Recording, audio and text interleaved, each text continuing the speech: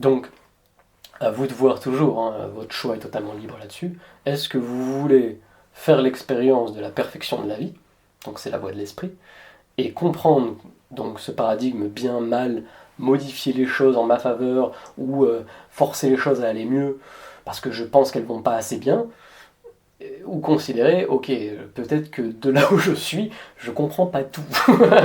Peut-être qu'en fait, il y a des choses qui marchent depuis des milliards d'années et qui me dépassent.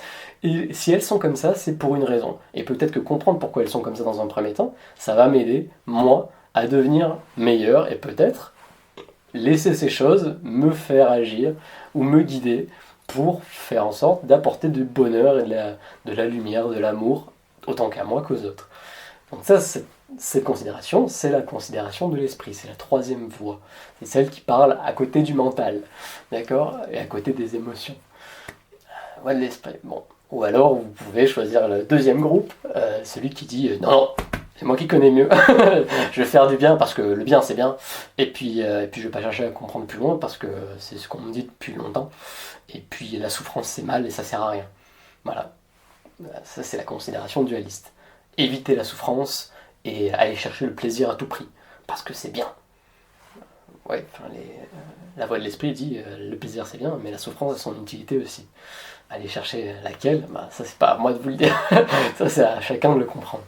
Euh, donc voilà, simplement c'est ça. Et le premier groupe, les maîtres spirituels, ce sont justement des gens qui se basent sur un et un seul principe, qui est celui-ci, qui consiste à dire tout simplement donc, ben, je suis serviteur de la vie. Serviteur, c'est pas un sens péjoratif, encore une fois. C'est-à-dire, c'est le désir de dire, oula, je sais que je ne comprends pas tout, je sais que la vie comprend mieux que moi, donc je vais dire à la vie, je te fais confiance. Voilà. Je suis prêt à te donner ma vie et à dire, toi et moi, on ne fait qu'un. À partir du moment où il raisonne comme ça, il y a tout un chemin d'apprentissage, mais c'est des gens qui vont s'investir complètement et intégralement dans le fait de comprendre qu'ils ne font qu'un avec la vie et agir en tant que tel. Et qu'est-ce qui va se passer? Effectivement, ils vont progresser dans cette voie.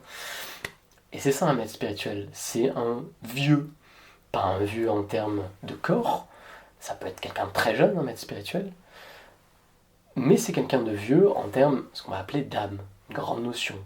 C'est-à-dire, c'est quelqu'un qui connaît bien la vie.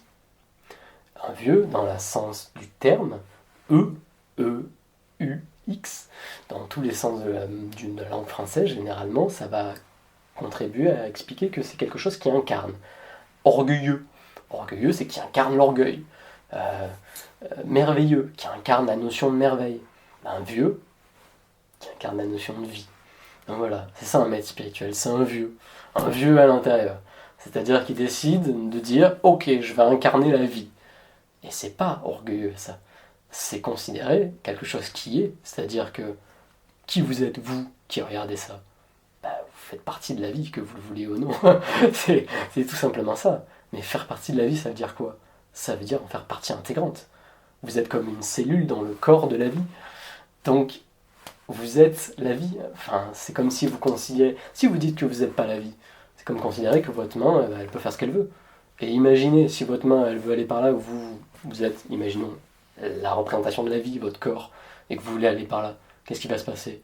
Bon, déjà, votre corps va gagner, la vie va gagner, c'est le plus gros qui gagne, et le plus gros, c'est pas vous.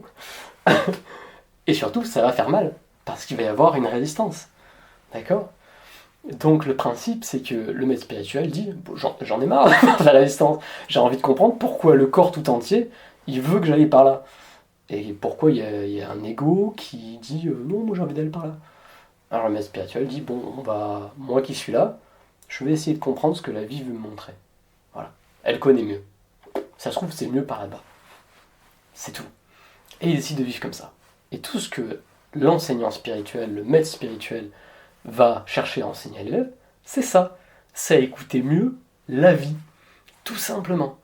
Pas chercher à avoir plus de pouvoir, pas chercher à avoir plus de capacités paranormales, pas chercher à devenir plus puissant, plus voilà.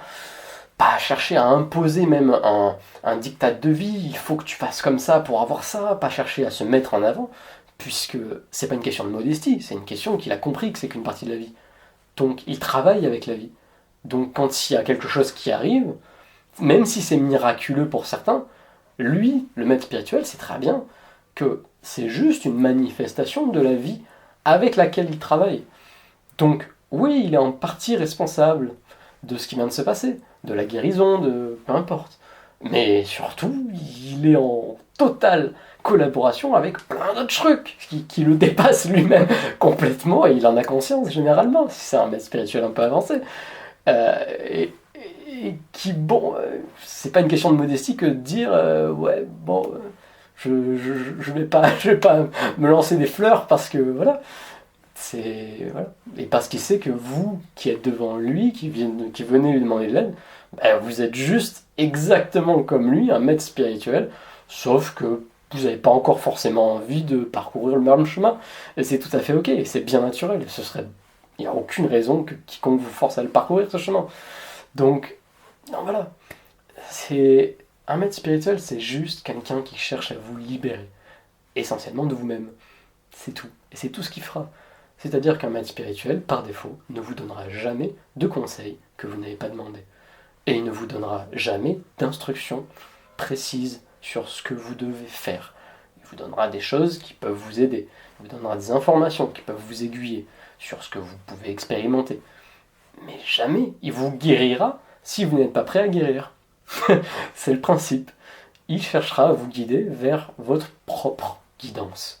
Parce qu'il sait que vous valez autant que lui, et que la seule façon qu'il a de s'aider lui qui travaille avec la vie, c'est d'aider vous à vous reconnecter avec vous-même, avec ce que vous voulez être, complètement. Et ça, le gourou, ça, il en a rien à foutre. Lui, tout ce qu'il veut, c'est montrer qu'il a des pouvoirs et dire « Regarde tous les pouvoirs que tu peux avoir ». Mais ça parle à l'ego. Voilà. Donc, ça sera tout pour cette vidéo. Quoi qu'il en soit, n'hésitez pas à aller en voir d'autres si ça vous intéresse, encore une fois. Donc, je vous invite, en tout cas, à faire en sorte que l'amour soit votre guide, si vous en avez envie. Et en attendant, je vous souhaite une excellente journée. Au revoir.